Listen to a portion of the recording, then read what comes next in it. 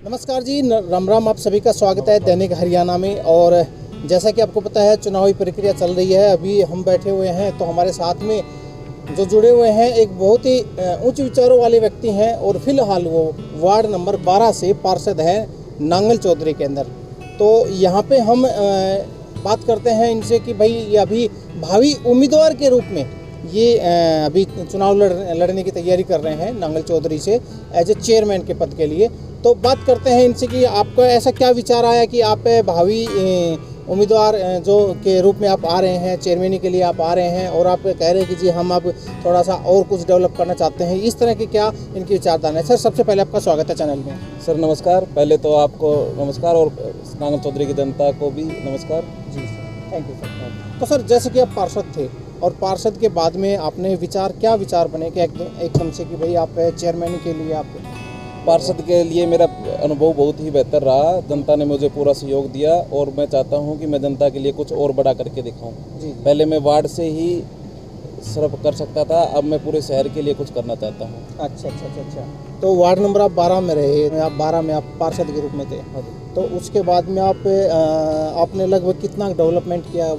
मैंने अपने वार्ड की सभी गलियां पक्की और विद सिर्फ नांगल चौधरी में वार्ड नंबर 12 ही ऐसा है जिसमें रंगीन टाइलों से रोड बने हुए हैं। अच्छा।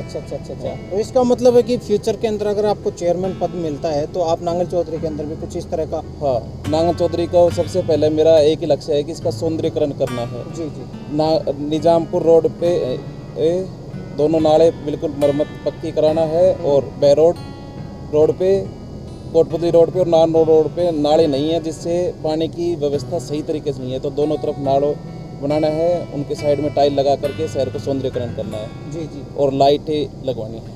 सौंदर्यीकरण में जैसे कि आपने बताया कि लाइटें लगवानी हैं, रंगीन टाइलें आपने जैसे लगवाई है उस तरह की आप टाइलें लगवाओगे। इसके अलावा और क्या आप सौंदर्यीकरण में डालने वाले हैं शहर के लिए? जैसे अभी पिछले कुछ पेंडेमिक में हमें ऑक्सीजन की बहुत जो पेड़ों की आवश्यकता पड़ी। जी। तो शहर के चारों तरफ सुंदर पेड़ और अच्छे पेड़ों की भी लगाने का विचार है। जी। अच्छा, इसके अलावा जिसकी शहर के अंदर क्या होता है कि गलियां होती हैं, अंदर के रोड होते हैं, रास्ते होते हैं, वो भी कच्चे होते हैं। उसके बाद में उनमें पानी वानी भी भरा हुआ होता है। तो कहाँ तक आपका है कि भाई उन रोडों को या गलियों को भी आप सुधार कर पाएंगे? वैसे तो बहुत सी हमारी गलियां बन चुकी हैं और जो जिसकी मरम्मत की ज़रूरत है उनको दोबारा से मरम्मत की जाएगी और जहां पर नहीं बनी है उनको नए बनाए जाएंगे। जी। अच्छा, जैसे कि एक चीज़ ये है, आपने ये चीज़ आप करवा रहे हो, कहीं ऐसा तो नहीं है कि आपने पार्षदी के साथ साथ में आपने पार्षदी का तो किया आपने, लेकिन चेयरमैन बनने के बाद में आप कहे सर ठीक है अभी हम बन चुके हैं, हम अपने काम धंधे में लगेंगे या जो कुछ से मतलब इस तरह का विचार? नहीं, ऐसा कुछ नहीं है। काम अपने काम की जगह रहेगा और जनता की सेवा करेगी। जी। कल ना जैसे कि जनता अगर आपको चुन के रख भी देती है, भाई आप एक चेयरमैन पद के ऊपर हैं, तो क्या आप खरे उतरने वाले हैं उनकी बातों पर या फिर कहीं ना कहीं आप? बिल्कुल खरे उतरेंगे सर, पहले की तरह ही खरे उतरेंगे। और जैसे कि खरे नहीं उतर पाए तो तब क्या? तो हम फिर राजनीति से संन्यास ले लेंगे। अच्छा, ये देखो ये चीज़ है, ये बात सही है कि भाई खरे नहीं उतर पाए तो फिर किस प्रकार क्यों फिर हम चुनाव लड़ें, क्यों फिर हम जनता को बहकावे में लेके आएँ? तो ये चीज़ें हमें भी शायद ही किसी कैंडिडेट को नहीं करनी चाहिए इस तरह की, और उनको जनता का जो विश्वास है वो जीत करके विश्वास उसके ऊपर से पूर्ण तरह से काम करना चाहिए। आपके शहर नांगल चौधरी में ऐसी और क्या सुविधाएं देंगे बच्चों को, बड़े बूढ़ों को, बुजुर्गों को, महिलाओं को, कुछ बताएंगे? महिलाओं के लिए हम अच्छे से अच्छे रोजगार के लिए डेवलप करेंगे ताकि उनको आर्थिक सहायता मिले। और बच्चों के लिए हम खेलकूद का ग्राउंड हमारा बन रहा है और उसमें अच्छी से अच्छी सुविधाएं प्रदान करने की कोशिश करेंगे ताकि वो प्रदेश देश का नाम रोशन करे। जी। इसके साथ साथ में सर जैसे कि बुजुर्ग हो गए, युवा साथी हो गए और भी बहुत सारे, लेकिन उनके लिए क्या करने वाले हैं अगर आप जैसे कि आप चेयरमैन पद पे आ जाते हैं तो?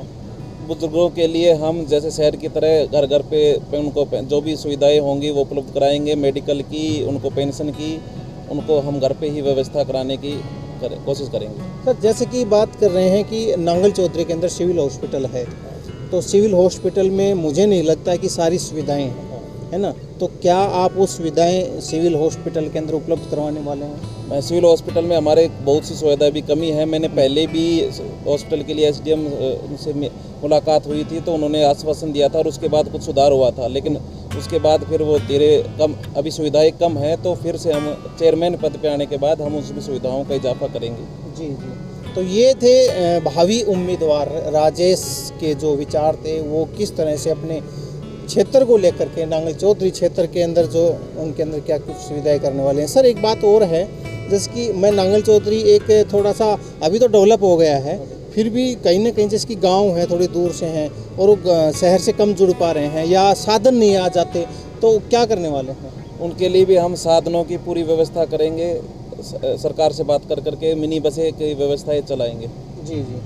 तो साधनों की व्यवस्था बनेगी। तो वही बात है कि कहने का मेरा भी मतलब है कि उचित चुने, सही चुने, ताकि डेवलप हो क्षेत्र और हर लोग एक शहर से जुड़े।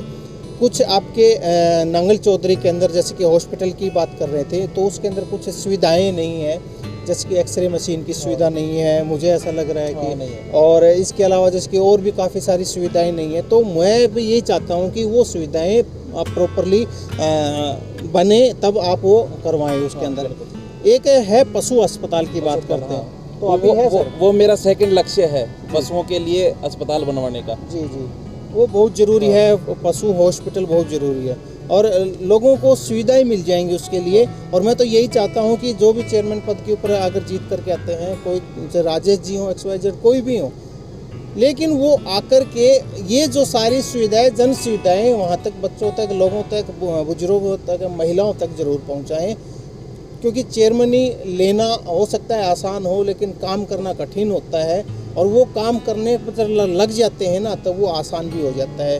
तो इस तरह से आपको करना बहुत ज़रूरी है। तो सर जनता को आप कुछ कहना चाहेंगे? आपके बस जनता यही है कि वो पूरा सहयोग करे, मैं उनका तन मन धन से हमेशा साथ रहूँगा। जी, ये बहुत अच्छी बात है। तो आपका हमारे साथ में जुड़ने के लिए बहुत बहुत धन्यवाद, और सही चुने, उचित चुने। धन्यवाद, नमस्कार, जय हिंद, जय भारत।